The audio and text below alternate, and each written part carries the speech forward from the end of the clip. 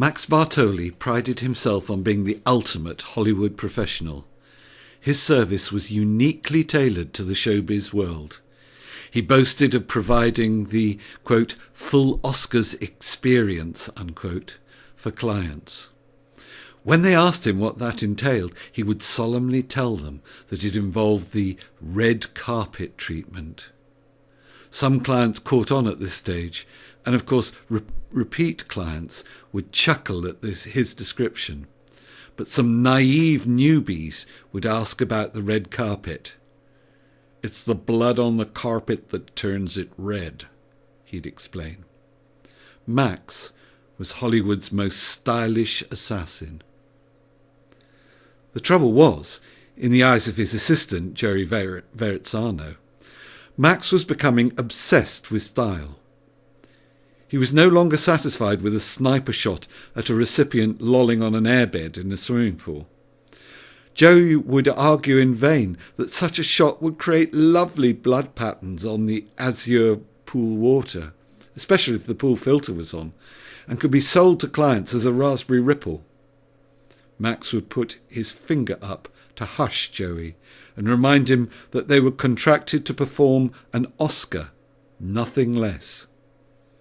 Once Joey left the melon their victim had been eating on the victim's face, saying it was a Golden Globe.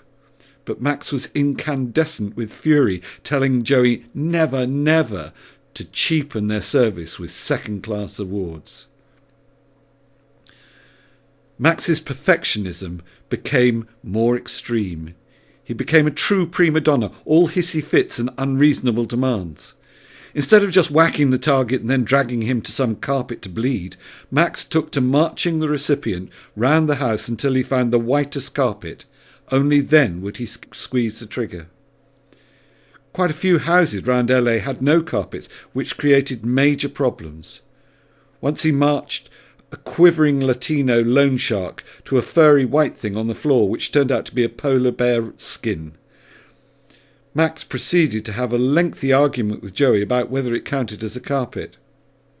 "They don't roll out the red polar bear for the Oscars, do they?" he insisted. The blood spray pattern on the skin had been spectacular, but Max muttered all the way home that it had been a cop-out. To combat the lack of carpets, Max began taking his own specially purchased white offcuts to jobs. He even stole carpet vans to deliver them on a few occasions. Joey got nervous about the security implications of this obsession.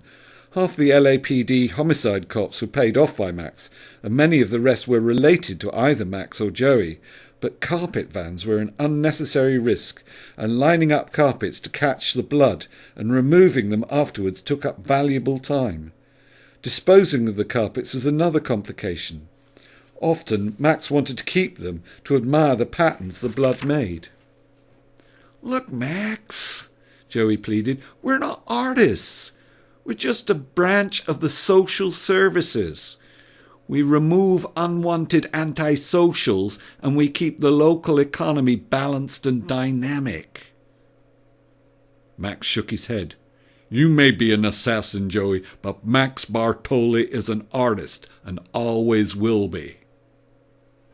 Finally, Max went too far.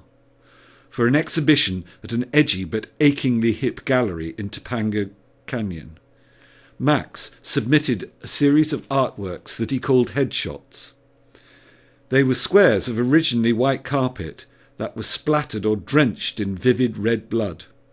Some were like Rothko's, with layers of vermilion overlaying darker scabby browns, creating a profound well of hopelessness, a dark void for the viewer to fall into. Others were more upbeat, like Jackson Pollock's or Damien Hirst, with sharp lines of interlacing splatter patterns of carmine, dotted with spots of more substantial cranial matter. Eventually, the cops were called. There were a minority in the LAPD who'd been waiting for Max Bartoli to slip up, and finally his arrogance and vanity had given them the opportunity to nail him.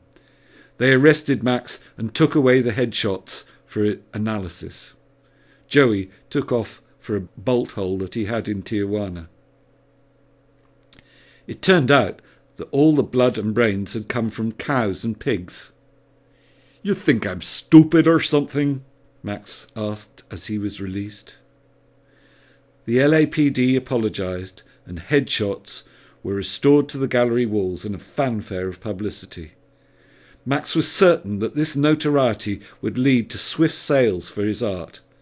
But the cutting-edge Hollywood auteurs who'd loved the works when they thought it was human blood and brains now proclaimed that they wanted nothing to do with animal cruelty. Taught Max a lesson. Art was too fickle, too flaky, and too unpredictable. Jerry returned from Tijuana, and they resumed their association as a service, not as an art.